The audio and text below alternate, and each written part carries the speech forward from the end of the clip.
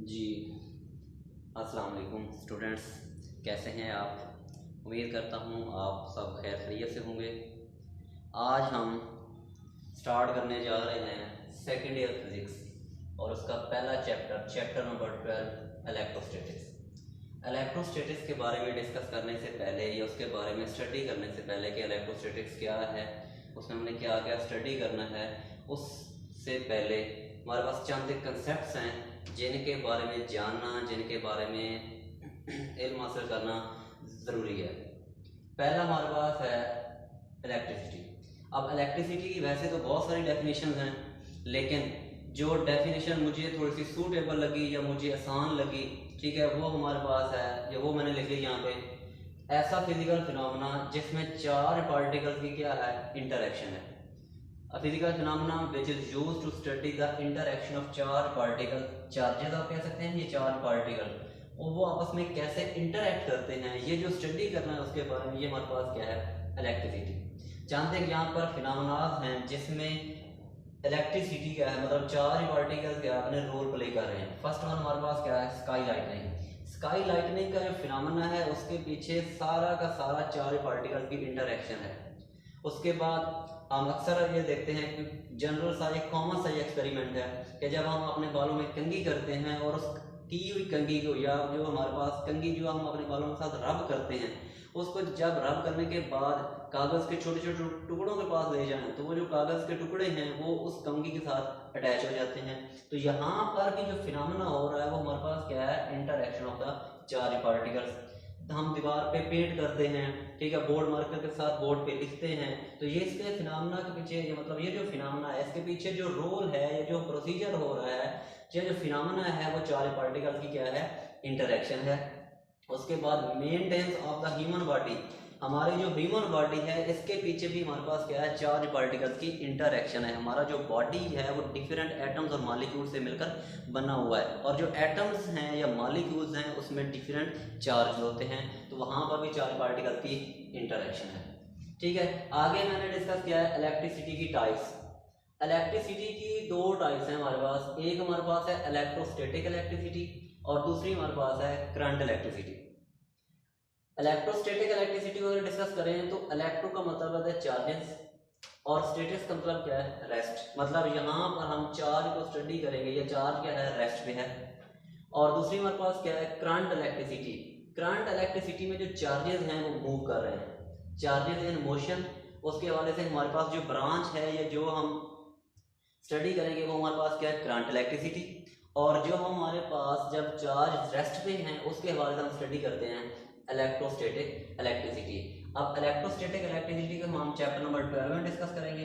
यानी chapter number 12 में जितनी भी हम स्टडी करेंगे वो हमारे पास में जो चार पार्टिकल होंगे वो रेस्ट पे होंगे। दूसरी हमारे पास जो चैप्टर नंबर 13 है उसमें हम करंट इलेक्ट्रिसिटी के बारे में स्टडी करेंगे, जो नेक्स्ट चैप्टर है। ठीक है, तो ये तो हमारे पास यहीं तक फिलहाल इसको स्टॉप कर देते हैं, इसको आगे लेकर चलते हैं। इलेक्ट्रोस्टैटिक की आगे डेफिनेशन मैंने लिखी कि ये वो फिजिक्स की ब्रांच है जिसमें हम चार्ज को स्टडी करते हैं, कब, जब वो रेस्ट पे हों और उन पर इलेक्ट्रिक फोर्स अमल कर रही हो। ठीक है, तो अगर इसको प्रॉपर डिफाइन करें तो ये हम लिखेंगे the branch of physics which deals the study of charges at rest under the action of electric force is called electrostatics। अब यहाँ पर दो तीन बातें आई हैं। पहली हमारे पास क्या है, चार्ज। ये चार्ज क्या है, ठीक है, चार्ज हमारे पास फंडामेंटल पार्टिकल्स, उसकी जो इंट्रिंसिक प्रॉपर्टी है वो हमारे पास चार्ज है।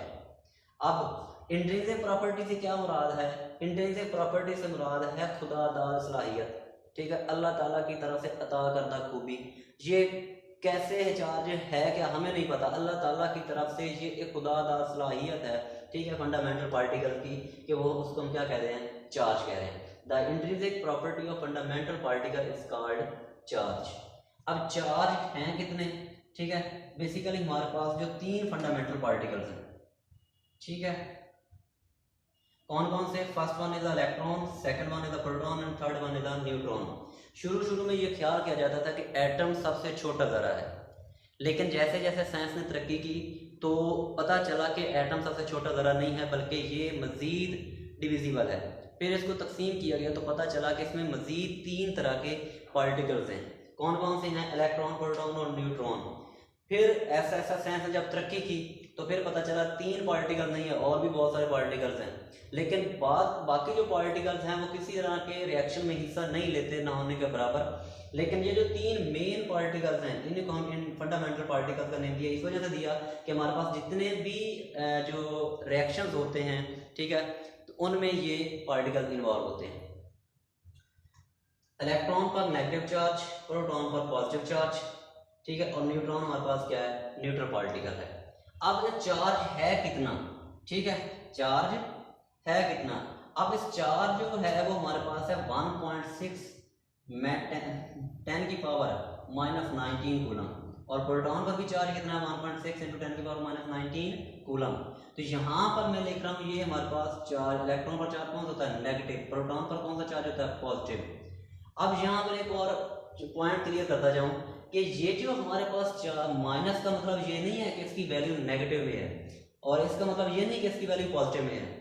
चार्जेस की मैग्नीट्यूड जो पार्टिकल्स पे है वो इतनी ही है।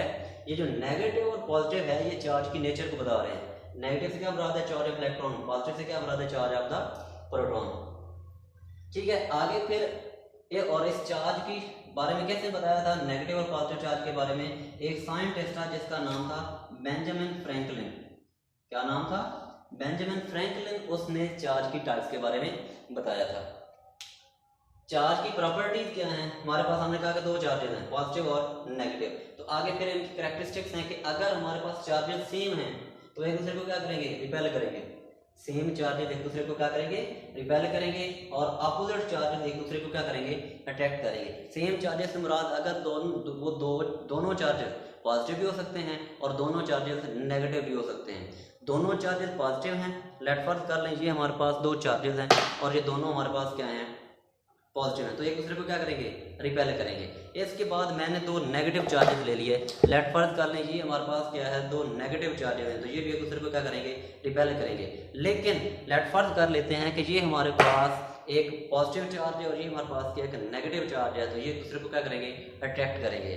ठीक है, तो ये जो रिपल्शन और अट्रैक्शन, ठीक है, if the basic law of the electrostatic, it means same charges repel each other and opposite charges attract each other, is the basic law of the electrostatic। और अगर आप शोर टेस्ट आप कह सकते हैं, तो ये शोर टेस्ट है वो हमारे पास रिपल्शन है, कि हमें कैसे पता चलेगा कि चार्जेस कौन से मतलब दोनों चार्जेस सेम हैं या अपोजिट हैं। तो जो अगर रिपल्शन होगी तो इट मीन हमारे पास क्या, वो दोनों अपोजिट चार्जेस हैं, सॉरी सेम चार्जेस है। ठीक है, रिपल्शन इज अ शोर टेस्ट।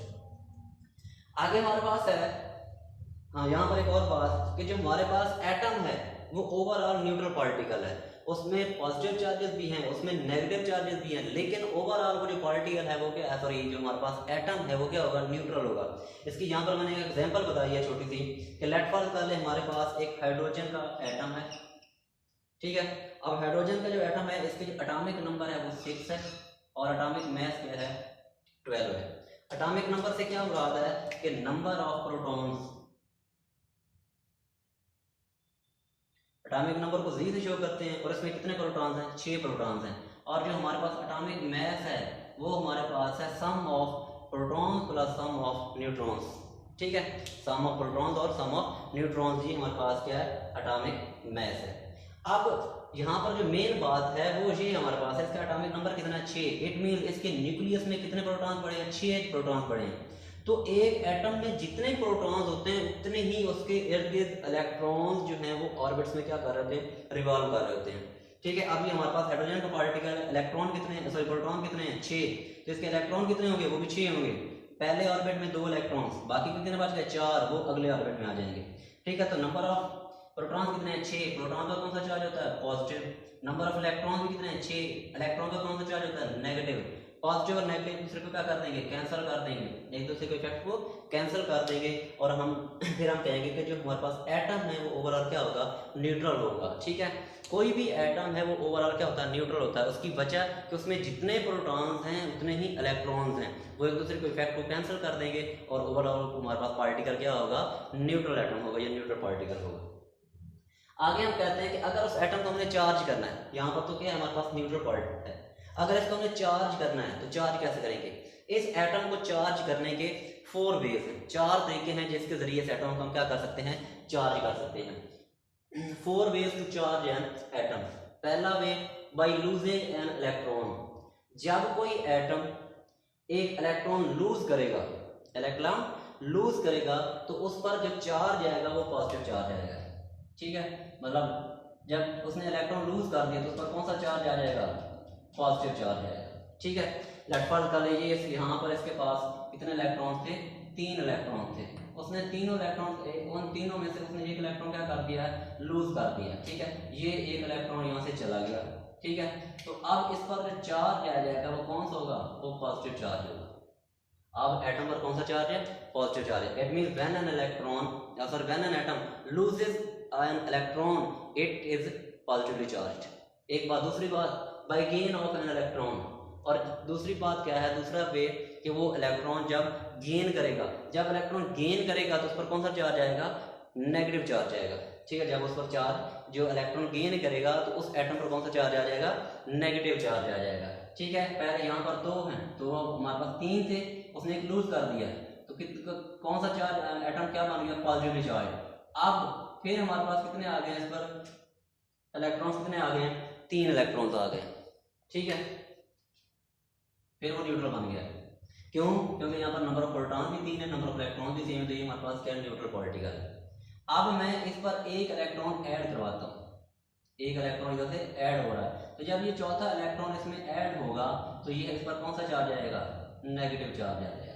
ठीक है, जब इलेक्ट्रॉन ऐड हो रहा है तो इस पर पॉजिटिव चार्ज, और जब इलेक्ट्रॉन लूज हो रहा है तो यहाँ पर क्या हो जाएगा, सॉरी यहाँ पर पॉजिटिव चार्ज, जब वो लूज कर रहा है और जब गेन कर रहा है तो नेगेटिव चार्ज आ जाएगा। तो तीसरा way, by the loss of a proton. And चौथा वे हमारे पास क्या, by the gain of the proton. ये जो प्रोटॉन की गेनिंग या लूजिंग जो है वो हायर क्लासेस में है, इसी वजह से हम इसको फिलहाल ऐसे ही छोड़ रहे हैं। ठीक है, इसकी स्टडी हमारे पास क्या, हायर क्लासेस है। आपके सिलेबस में, सेकेंड ईयर के सिलेबस तक इसका कोई जो लॉस ऑफ प्रोटॉन या गेन ऑफ प्रोटॉन नहीं है। ठीक है, आगे हमारे पास है कि एक बॉडी को चार्ज कैसे करना है। ठीक है, ये तो हमारे पास है ना, एटम, एटम को चार्ज कैसे कर लिया। ठीक है, आगे हमारे पास है method to produce the charge on a body. There are 3 ways to charge a body. First one is the friction, second one is the conduction and third one is the induction. ये 3 veg हैं जो मतलब most important और जो हमारा हम study करते हैं इन आवर सिलेबस। फ्रिक्शन से मुराद क्या है, रब करना। ठीक है, आप जब भी किसी एक इंसुलेटर बॉडी को दूसरी किसी बॉडी के साथ रब करते हैं तो वो बेसिकली वो क्या कर रहे हैं, अपने इलेक्ट्रॉन्स ट्रांसफर कर रहे हैं। जब हम बॉडीज को रब करते हैं आपस में तो हमारे पास क्या है, वो बेसिकली एक बॉडी से दूसरी बॉडी तक इलेक्ट्रॉन्स ट्रांसफर हो रहे हैं, तो इसी वजह से फिर दोनों बॉडी पर क्या आ जाता है, चार्ज आ जाता है। ये हमारे पास एक ग्लास रॉड है और ये हमारे पास क्या है, सिल्क क्लॉथ है, दोनों न्यूट्रल बॉडीज हैं फिलहाल। ठीक है, अब इन दोनों को आपस में रब करेंगे, जब रब करेंगे तो एक तरफ पॉजिटिव चार्ज आ जाएगा, दूसरे पर क्या आ जाएगा, नेगेटिव चार्ज आ जाएगा। ठीक है, दूसरे पर क्या आ जाएगा, नेगेटिव चार्ज। इट मींस इसके जो इलेक्ट्रॉन्स हैं क्या है, वो इधर ट्रांसफर हो रहे हैं। जहाँ पर डेफिशिएंसी ऑफ इलेक्ट्रॉन्स है वहाँ पर एफिशिएंसी ऑफ इलेक्ट्रॉन्स है, तो जहाँ पर इलेक्ट्रॉन्स की तादाद बढ़ रही है वहाँ पर नेगेटिव चार्ज बढ़ता जाएगा, जहाँ पर डेफिशिएंसी ऑफ इलेक्ट्रॉन है वहाँ पर पॉजिटिव चार्ज बढ़ता जाएगा। तो एज अ रिजल्ट एक हमारे पास पॉजिटिवली चार्ज बॉडी बन जाएगी और दूसरी हमारे पास क्या बन जाएगी, नेगेटिवली चार्ज बॉडी बन जाएगी। दूसरा हमारे पास जो वे है वो हमारे पास है कंडक्शन। ठीक है, कंडक्शन में हमारे पास एक चार्ज बॉडी है, चार्ज मेटल सरफेस स्फीयर है, और दूसरा हमारे पास क्या है, अनचार्ज मेटल स्फीयर है। अब इन दोनों को आपस में मिला दिया, इट मींस इन दोनों का कॉन्टैक्ट करवा दिया। जब कॉन्टैक्ट करवाएंगे तो इसके जो इलेक्ट्रॉन्स हैं वो इधर ट्रांसफर होंगे। इस जो हमारे पास यहाँ पर हम कहना है कि अनचार्ज है, इसके मेरे इलेक्ट्रॉन्स जो हैं वो इधर ट्रांसफर होंगे। जब इसके इलेक्ट्रॉन्स इधर ट्रांसफर होंगे तो यहाँ पर जो पॉजिटिव चार्जेस हैं वो इसके इफेक्ट को क्या कर देंगे, इलेक्ट्रॉन्स आगे इसके इफेक्ट को क्या करते जाएंगे, कैंसिल होते जाएंगे, कैंसिल करते जाएंगे, और यहाँ पर डेफिशिएंसी ऑफ इलेक्ट्रॉन्स होती जाएगी, और उस डेफिशिएंसी ऑफ इलेक्ट्रॉन्स को हम कैसे शो करते हैं, पॉजिटिव चार्ज शो करते हैं। तो एज अ रिजल्ट हमारे पास जो दोनों चार्ज स्फीयर्स हैं वो क्या हो जाएंगे, चार्ज आएंगे। यहाँ पर इस स्फीयर पर इसकी निस्बत चार्जेस कम होंगे। ठीक है, क्यों, क्योंकि यहाँ से इस स्फीयर के जो इलेक्ट्रॉन्स थे उसने आकर इन इलेक्ट्रॉन को क्या कर दिया, इसके पॉजिटिव चार्ज को क्या कर दिया, न्यूट्रल कर दिया है। यहाँ पर पॉजिटिव चार्जिंग इफेक्ट क्या करता गया, कैंसिल कर रहा है, क्योंकि यहाँ पर पहले डेफिशिएंसी ऑफ इलेक्ट्रॉन थी, अब इलेक्ट्रॉन इधर आ रहे हैं तो यहाँ पर क्या है, deficiency of electron. But deficiency of electron कैसे शो करते हैं, नेगेटिव चार्ज से सॉरी पॉजिटिव चार्ज से शो करते हैं। तो जितनी डेफिशिएंसी यहाँ पर होगी उतने इस पर कौन से चार्ज आएंगे, पॉजिटिव चार्ज आएंगे। तो एज अ रिजल्ट हमारे पास जो दोनों स्फीयर हैं वो क्या हो जाएंगे, चार्ज हो जाएंगे। थर्ड वन इज अ वे, हमारे पास क्या है, इंडक्शन है।